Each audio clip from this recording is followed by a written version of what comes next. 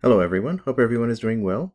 Today in this lecture we will learn about gross domestic product, or which is better known by its acronym, GDP. So GDP is a measure that we use to understand how big a country's economy is, and we use the measure of GDP per capita to understand how rich or poor a country is.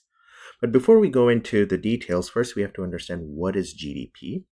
So GDP basically measures the total income or the total expenditure in a country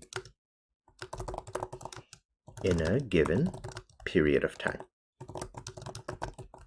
So one way of measuring GDP is by measuring the total income in the country. So I could go and measure everyone's income in a given year, or I could go and see how much did everyone spend in a given year, and then that would be my total gross domestic product.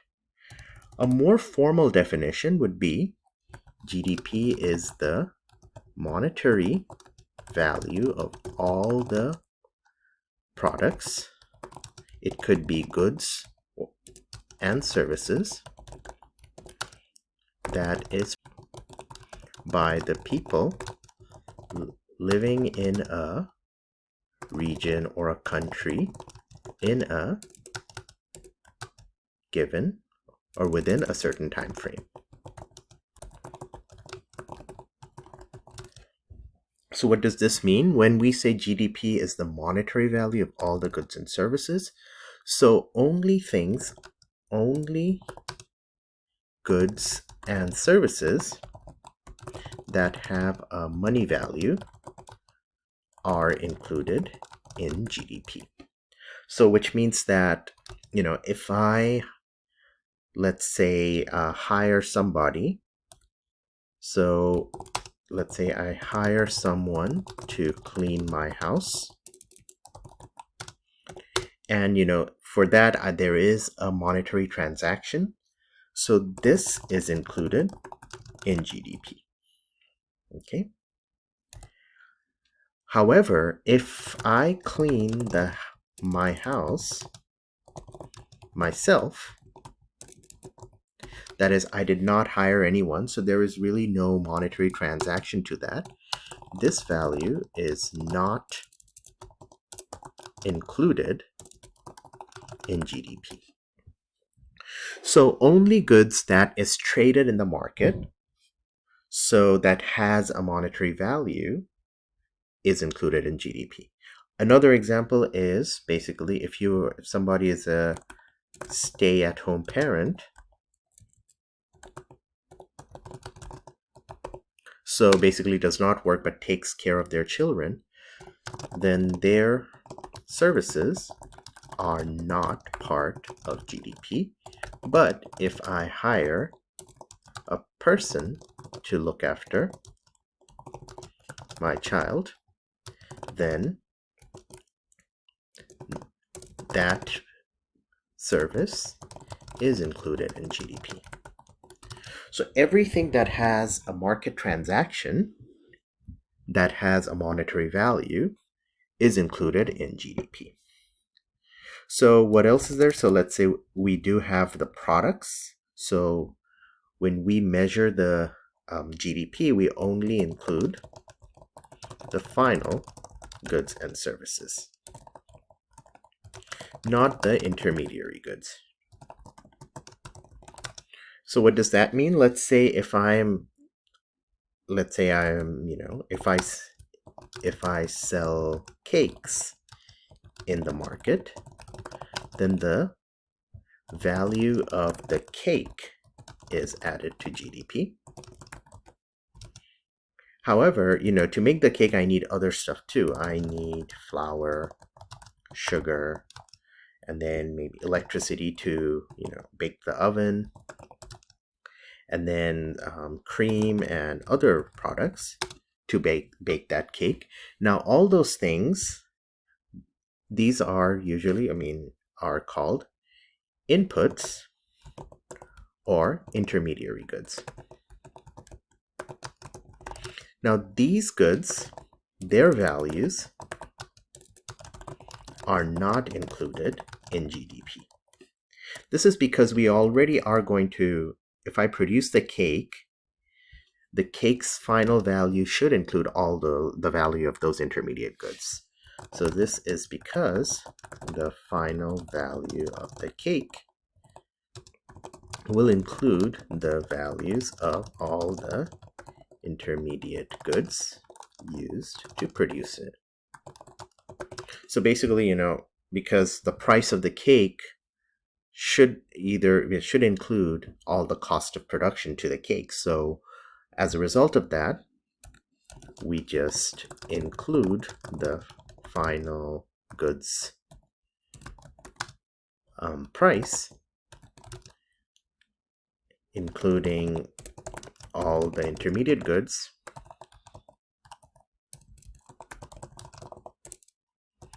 will lead to some double counting.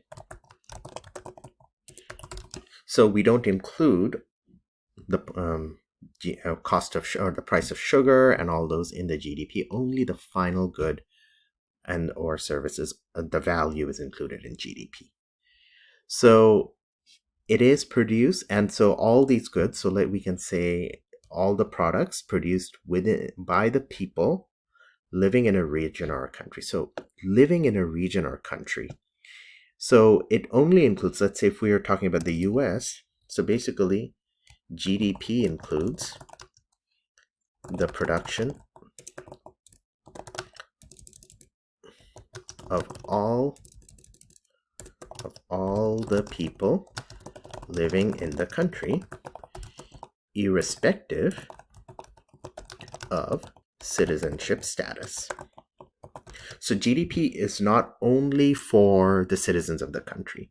So the production of both citizens and non-citizens are included in GDP. So also, Americans living abroad, their production in, let's say if an American lives in Canada, their production or output is not included in US GDP. Their production or their output is included in the GDP of the country where they're living. So basically GDP does not look at citizens and non-citizens productions differently. So as long as you live within the borders of a country and you're producing within that border, your contribution is part of that country's GDP.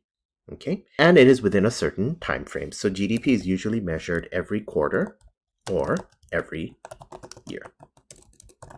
So in short, what is it? If we recap everything, so it is the value of all the goods and services produced within a country or region in a given time frame. Okay, and we saw some examples of goods and services that are included in GDP and not included in GDP. So it's only the final goods and services that are included in GDP. Now, what are the components of GDP? When we look at GDP, the components of GDP are consumption plus investment plus government plus net exports. So this is telling us, supposing GDP is my income, if we think of the country as an individual, then GDP is basically equal to my income. Now, how do I use my income? Part of my income I use for consumption. So consumption, which is like I spend it on food, clothing, etc. Part of my income I save, basically for future consumption. Maybe when I retire, I might need something to live off of, so I save for that. So this is what we may, in a country sense, we call this investment. Part of it I pay to the government as taxes, so which is the government expenditure. And then finally, some goods, I like to buy certain products from abroad because certain things are nicer from abroad, and so net exports is equals to export minus imports. So basically, this is another way of thinking about it is this is the components of GDP, or you can think about the uses of GDP. So how is GDP used in the country? So out of that total income, these are the different ways we use GDP. And just looking at, if I want to write it in formula, GDP equals C plus I plus G plus NX, where C is consumption, I is investment, G is government, and NX is net exports. If we want to know what is the size of GDP of different countries, so this data is from the World Bank, and this is the website where we find. So this is for the world, and this is by. We will look at it in a bit. What is we call real GDP, a difference between real and nominal GDP. This is real GDP, which means that we are considering all the prices to be the same across countries and then measuring the output. So in real GDP terms, United States has in 2021 produced $22.9 trillion worth of goods and services. So that's a big amount. And China is producing $27 trillion worth of goods and services. And we can see of different countries. So France is at 3.4 trillion. United Kingdom is also around 3.4 trillion. And we go down, and the country that is the smallest is, in terms of GDP, we have is Tuvalu, which is $60 billion. So we have all these places. Now, because, India has 1.4 billion people, China has 1.3 or 1.4 billion people. United States has about 330 million people. So one thing we do is divide GDP by the population to understand what is the contribution of each individual country, what is the contribution of each individual in a given country. And that helps us to understand how rich or poor a country is. We are going to talk about that in a different chapter. So for now, we are just going to look at just total GDP. So let's look at each component. What does consumption include in GDP? So consumption is basically household consumption. So when I talk about consumption, this is household consumption. So it's basically all the goods and services consumed by the household in a given period. So everything we consume food, clothing, we buy utilities like electricity, water, and all cable. We buy gasoline, and so there's other transportation expenses. And so all those things are part of consumption. Okay. Now, one interesting thing is household or rent. So rent of a house or an apartment. So if I am renting, then that rent is included in GDP because I'm basically consuming the ability to live in a house from the landlord. And so if I'm renting, then that rent is included in GDP. If I own a house, then, I'm not paying rent directly.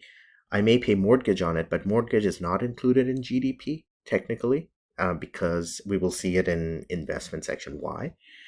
But if I own a house, then the imputed rent is added to GDP, which means that technically if I own a house, what I could do is I could rent out my own house and live somewhere else. And so what is the income basically that I could have earned if I rented my house?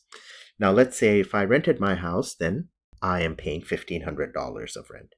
So basically then what this is saying is that I am basically the owner and I'm the tenant. So let's say my right hand is the tenant, my left hand is the owner. So I'm passing $1,500 from my right hand to my. It's one way. I know it's odd to include imputed rent, but it's one way to make sure that this is to ensure that your GDP or so that rent is consistent across renters and homeowners. So all household consumption. If I buy a new TV, that is also part of the consumption part of GDP. So basically, this is how I'm using my income, or how I am using my GDP. So the biggest, at least in the US, the biggest component of GDP is household consumption. The next is investment, which is investment in our definition is any expenditure that helps us to produce more in the future. So investment is anything like, if I buy or if I build a factory, that would be part of investment. If I create more, or if I create or buy new machinery, that would be part of investment. Inventories are part of investment. If I buy, now here's another interesting thing. If I buy a new house, that is included in investment. Even though we said, if I'm buying a house to live there, that should be part of consumption. But if I buy a new house, then that is considered to be a part of investment. Because for most people, the house they buy is probably the biggest amount of money expenditure that they face. So it is included in investment. Now, notice here I wrote a new house. It is, if I buy a house that was built in a previous year, let's say that this is 2021 and I bought a house that was built in 2021, then this is included in. However, let's say this is 2021 and I bought a house that was built in 1995. So someone built it in 1995, a family lived in that for a long time, and now I bought it from them. This is not included in GDP. Now, why is that? Well, we said that GDP only includes the goods and services produced within a certain time frame. So this house that was, even though I bought it from someone else in 2021, it was built in 95. So this house has been included in 1995 GDP. So therefore, if I include it again, I would be double counting it. So this is just telling us GDP is just measuring whatever new are we building. Otherwise, what I could do is I could just keep on buying and selling a house every year, and I would include that in GDP every year, which does not seem to be very productive. So same thing if I buy a new car. This is a side note. This is new car. This is part of, let's say, if I buy it for personal consumption, that would be added to a consumption component of GDP. If I buy it for business purposes, it would be included in the investment component of GDP. So this is included in GDP. However, if I buy a used car, that would not be included in GDP. Another thing that is an important distinction is that investment does not include the stock market. So even though we say that I invested money in the stock market, technically in the GDP sense, putting money in the stock market is not part of GDP. It is not included in GDP because it is not buying or selling something new. It is basically a company issued stocks, and now we are trading the ownership of that stock in a secondary market. So investment does not include the stock market or their transactions. So investment only includes those components. If I build a new factory, that's part of investment. If I buy new machinery to work in that factory, that's part of investment. If I buy a new house, that is part of investment. If I buy a new car or a new truck to deliver my goods and services, that is part of investment. But investing in the stock market or buying a used car or buying a house that was built in a previous year, those are not part of GDP. The next component is government. Government includes all government transactions. So all the expenditure on military, all the expenditure, let's say the federal government does to maintain our highways, state government on our education, city, county government, all those. So it includes federal, state, and local governments. However, it does not include transfer payments. What are transfer payments? Transfer payments are payments that government makes to citizens on a monthly basis. So things like Social Security payments for the US, payments. So once you reach 65 or 67 years old, then you can get a certain payment from the government every month until you die. Unemployment benefits, and like things that we call like maybe like welfare benefits. These are not included in government section of or in the government component of GDP, because when people get these payments, they use them for consumption. So they use them to buy food or pay rent. So these are used for consumption of other goods and services. So they are not included in GDP. There are also, the other reason is, government is not getting anything in return. So they're paying these transfer payments. They're not getting any services from the people. It's not a wage payment. So since there is no transaction going on here, it's just a one-way payment. So it is not included in GDP. So there has to be some kind of a transaction going on for it to include in GDP. Finally, net exports, which we said is exports minus imports. So basically all the things we export and subtracting the imports from that country. So one thing that people think about, if we write the GDP formula again, consumption plus investment plus government plus exports minus imports. Some people think then, and kind of mistakenly, is that since imports are deducted from GDP, therefore imports are bad, which means that, some people think that reducing imports would increase GDP. But this is not correct. Why is that so? Let's look at it why.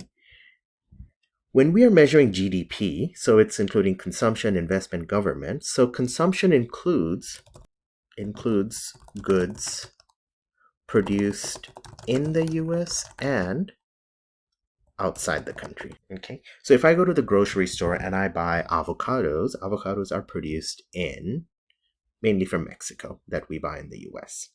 But if I buy, let's say, oranges may be grown in Florida, which is within the US. So in my grocery bill, it will say, like, let's say I bought avocados and oranges. So you will see the total amount. So let's say the total that I bought, is $20. So what consumption does is consumption adds this $20. But it includes oranges, as I said, grown in Florida, and avocados imported from Mexico. So, since GDP measures all the value of everything produced within a country, so GDP is going to be total produced within a country. So avocados here are not produced in the US. They're imported from Mexico. So, but consumption includes both oranges and avocados. Same goes with investment, government, and, in those components. We may buy machineries from the US if I'm a factory owner. So same goes for investment and government spending.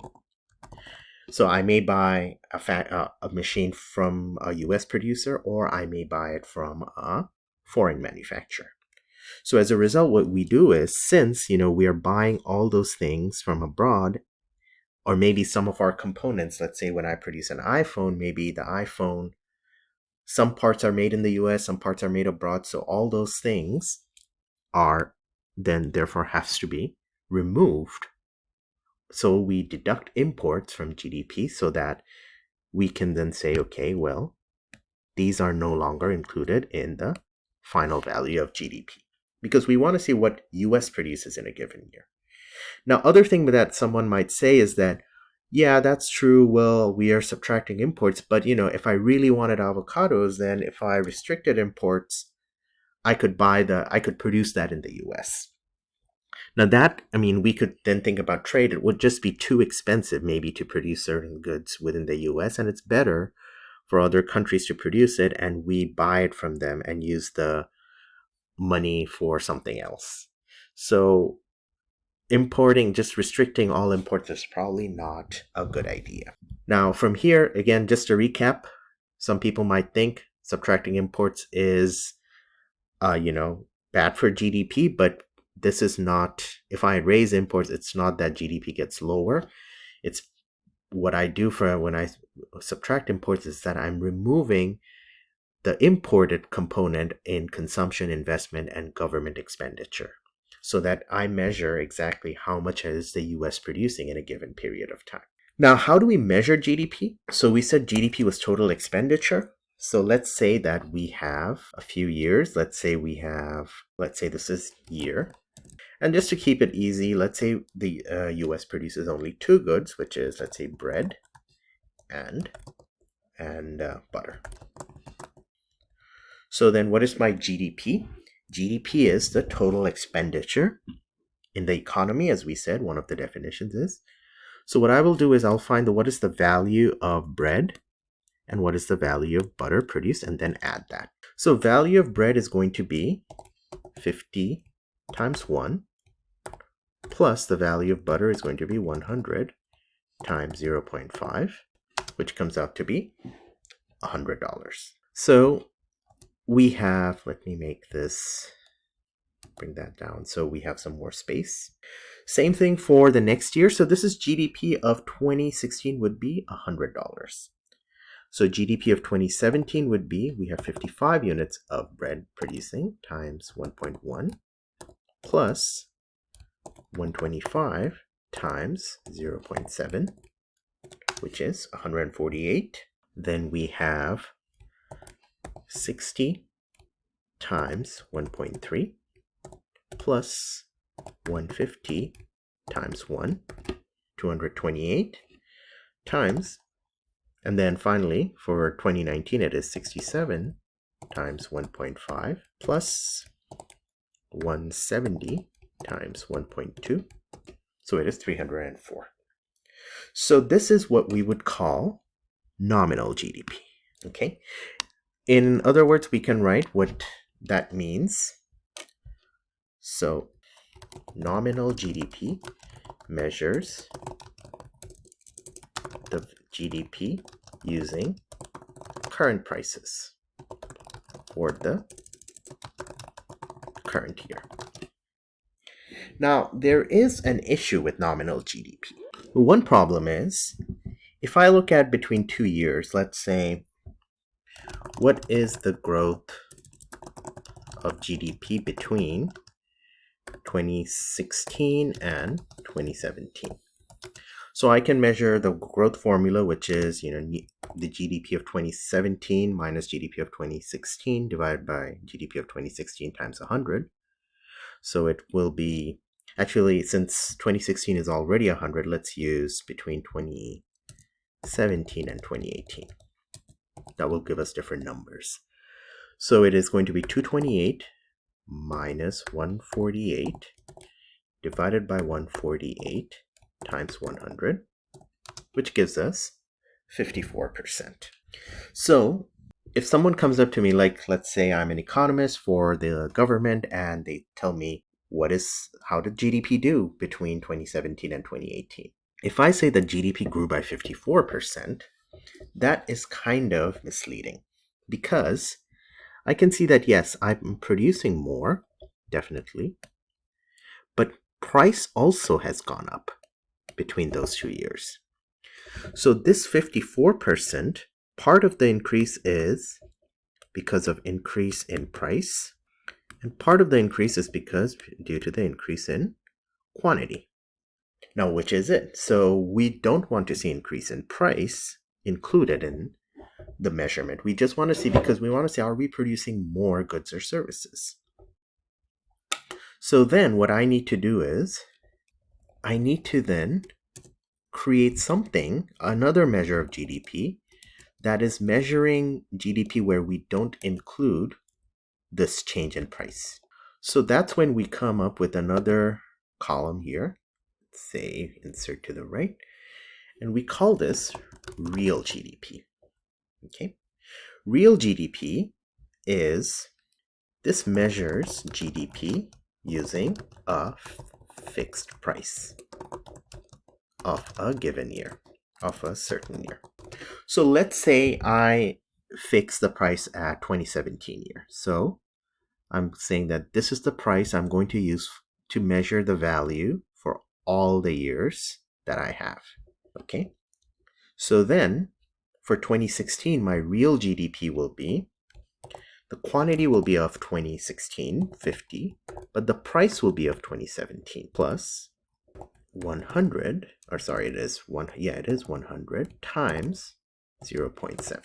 So we're using these quantities, if you notice, quantity 50 and 100, that's here and here, but we're using these prices. Okay, so I'll use another color here just to differentiate them. So we're using these prices here. We're not using the current prices. We're using the prices of what we will call the base year, or we say base year. So for the next year, we do the same thing. We take 55 times 1.1 plus 125 times 0.7, which is 148. So in the base year, the real and nominal GDP will be the same.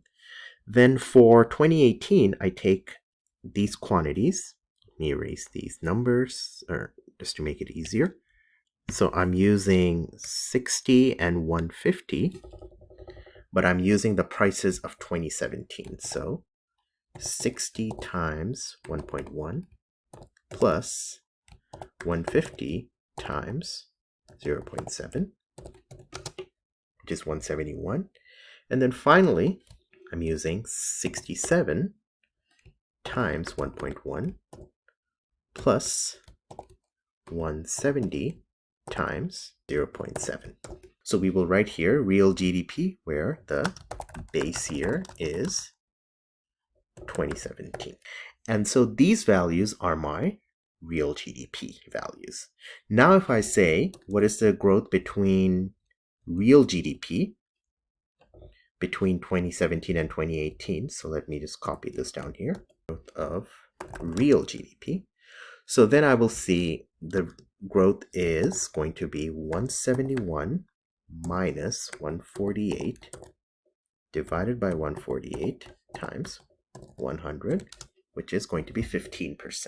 So which is now, this number is saying the real GDP grew by 15.54% between 2017 and 2018. This means that in 2018, we are producing 15.54% more goods than in 2017. So this helps us then, if as we held prices the same, so now I know that this increase is only because of increase in quantity. This one was due to both increase in price and increase in quantity. So let me just write here, this is nominal, and that's real GDP. So we have now our real GDP and nominal GDP, which helps us to understand like how GDP is changing. So why do we calculate nominal GDP? Well, sometimes we need to see, just to measure like how prices are changing over time. So another measure that we use, that is what we call GDP deflator. And this is going to be basically a ratio of those two numbers. So let me insert another. So we call this GDP deflator. This is basically nominal GDP divided by real GDP times 100. So in our case, was 100 divided by 125 times 100, which equals to 80. Then for this year, it's 148 divided by 148 times 100, which is 100. For the next year, it is 228 divided by 171 times 100. It's 133. And then finally, it is 304.5 divided by 192.7 times 100, which comes out to be 158. So this tells us how has the price increased from the base year. So in base year, since it's 100, so by 2019, the prices have gone up by 58% compared to the base year. And another way of measuring inflation is using GDP deflator, but we normally have a different measure for inflation. Now, what are some of the, now GDP is a okay measure of measuring how the quality of the, or how much we're producing, but GDP also has some flaws. And they are mainly, I mean, not to name all of them, but some of them, it does not include non-market production. So if I produce something for myself, and we saw some examples of that, if like basically services of stay-at-home parent, housework by yourself, those are not included in GDP. So if you cook a meal by yourself, that is not included in GDP. But if you go out to eat, that is included in GDP. So those non-market production are not included in GDP.